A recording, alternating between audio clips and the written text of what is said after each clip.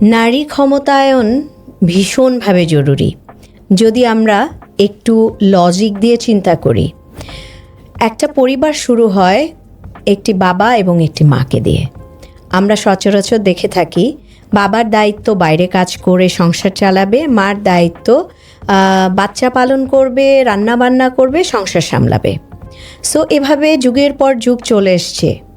But আমরা যদি লক্ষ্য করি, এখন প্রতিদিন আমাদের যে পরিমাণ জীবন চালানোর খরচ এত বেড়ে গেছে, সো এই খরচটি একজন বাবা এবং একজন মা একজনের ইনকামে চালাতে পারেন না।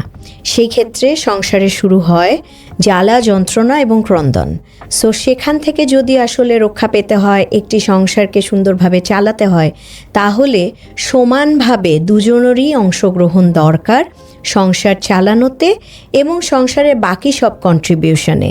সো সেই ক্ষেত্রে একজন নারীকে কাজের জন্য উপযোগী হওয়া জরুরি, এবং সেই প্রয়োজনের জায়গা থেকেই কিন্তু নারীরা আজকে ছেলেদের সাথে কাঁধে কাঁধ মিলিয়ে কাজ করছে। এর ফলে যেটা হচ্ছে, আমাদের মৌলিক চাহিদা পূরণ করেও তাদের শখের যে কিছু কাজ থাকে, বছরে একবার বিদেশে বেড়াতে যাব, আমরা সপ্তাহে একবার বা 10 দিনে একবার বাইরের রেস্টুরেন্টে খেতে যাব বাচ্চাদেরকে নিয়ে, বাচ্চাদেরকে একটা ভালো স্কুলে পড়াবো।